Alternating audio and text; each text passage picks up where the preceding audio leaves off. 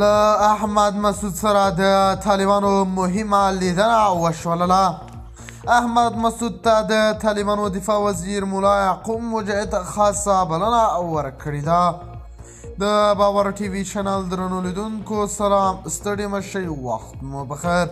هیله لرم چې جوړ او روغ به یې. په سر کې یادونه کوم که باور ټي وي چینل مو نوي سبسکرایب کړی، په درنښت سره باور ټي وي چینل سبسکرایب کړئ. د اسلامي امارت د بهرنیو چارو وزیر امیر خان متقي په مشرۍ د اسلامي امارت پلاوي د مقاومت د جبهې له مشر احمد مسعود او په ایران کې د هرات ولایت له پخواني والي اسماعیل خان سره لیدنه ترسره کړې ده.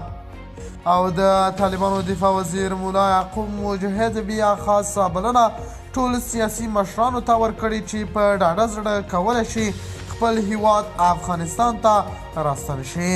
د طالبانو دفاع وزیر مولا یعقوب مجاهد غواړي چې له احمد مسعود سره لیدنه ترسره کړي ترڅو په افغانستان کې نوره جګړه نه غواړي.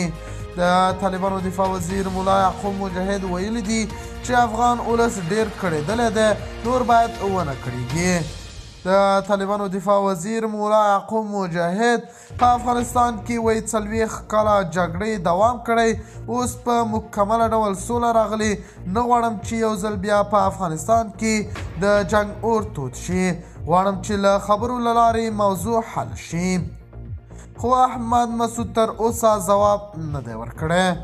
د باور ټي وي چینل درنو لیدونکو دا و زموږ ته دې مهال چمتو کړی خبر.